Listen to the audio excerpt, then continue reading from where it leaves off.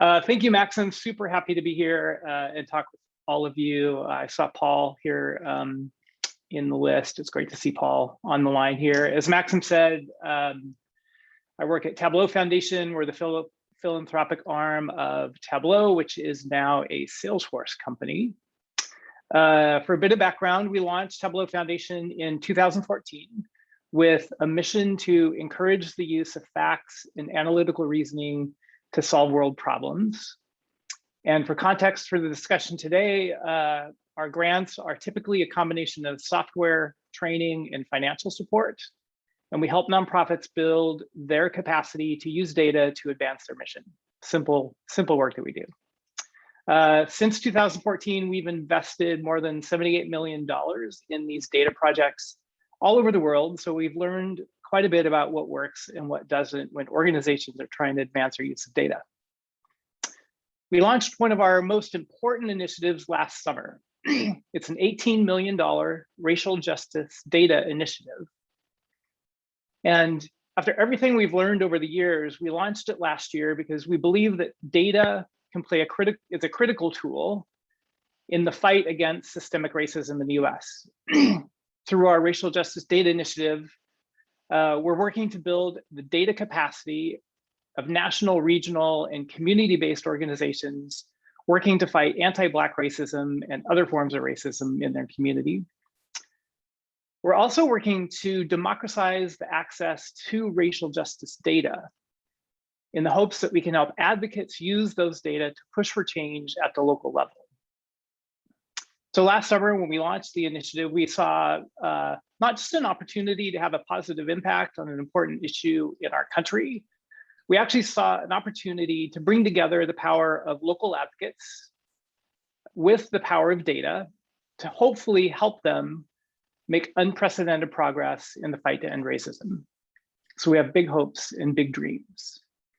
And Civic Influencers is one of those advocacy organizations that we are choosing to support. I've known Paul for many years. I remember several years ago, I volunteered to help him write and create some of the advocacy materials. And then last year, Tableau Foundation made a $100,000 grant to Civic Influencers to help them organize youth of color ahead of the general election. And here today, I'm here to talk about our newest investment, which really has two parts. First, we've made a multi-year software and training grant to help civic influencers build their data infrastructure and capacity. And we believe that our multi-year commitment ensures that they have the sure-footedness of our support through the 2024 general election and hopefully beyond. So they can use data to really help advance and accelerate the important work that they do. We also did something that we've never done before. We granted an immediate $515,000 grant to help them ramp quickly. And I'm excited to say that this is the first time in Tableau Foundation history that we have made such a large financial commitment to an organization that is at this stage of their data journey, not to mention one that has a new CEO. For context, usually with these relationships, we start with a small software donation, and then we slowly add financial support up to about $150,000 per year as the organization grows and proves its ability to use and leverage data. In this case, the $515,000 grant is planned to help them ramp quickly and build the infrastructure they need in order to incorporate the use of data into the already powerful advocacy work that they do. And while I can't commit to future funding, I can say that we plan to work on a multi-year grant proposal with financial support sometime early next year. So why did we make this grant? We've made it for a few big reasons. First of all, as I said before, we've known civic influencers, and I've known Paul for many years. And they have a proven track record of being able to execute their field programs and engage thousands of young people in the voting process. So really, at the end of the day, we're investing in their advocacy core competency, along with the full confidence that we can help them use data to potentially have more strategic impact than ever before. Second reason is we also see how Maxim's data vision aligns with and supports their advocacy core competency. As I said earlier, we've made $78 million of investments in data projects all around the world. And we've learned that strong alignment between a programmatic core competency and a data vision is critically important for success. Two more reasons. One is that we know that the voting issues are widespread. And while it would be awesome if civic influencers could have staff in every single country working in every single university, the reality is they can't. Well, at least yet. As Maxim showed you earlier, data can help them plan and execute relevant interventions in strategic places. And lastly, we know that the voting issues really are complex and not really uniform. What's happening to young people in Texas is different than what's happening to people in Idaho.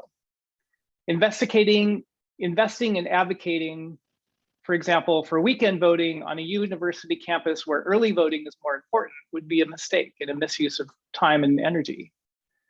And we know based on our experience around the world that we can help civic influencers use data to identify the interventions each university community needs in order for that intervention to be community and culturally relevant and most effective.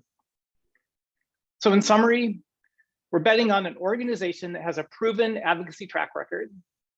We're betting on a new CEO that has a bold vision for how data can transform and accelerate their work. And we're betting on a budget and a hiring plan that we've reviewed and we know aligns exceptionally well with what we've seen be successful in other organizations. And this grant, to be honest, is personal for me. As a dad with a biracial son, every election feels like it could be a matter of life and death for his future. I want my government to represent him and his life experience, not just mine. And as a professional who has helped dozens of organizations use data, this opportunity to partner with civic influencers promises to be one of our biggest success stories due to the impact that they could have. And lastly, I believe that if we want to see change, we must elect entirely new political representatives that actually have the lived experiences of the people they are responsible for representing. I believe our young people have the most power to make that happen. And lastly, I also feel like this is one of those inflection points in American history where the upcoming midterms and general election are more important than ever before. Our youth have always been a force for change in America. And this is one election where I want as many of them to be engaged as possible. I know that adding them to our civic power grid will make us all shine a little brighter.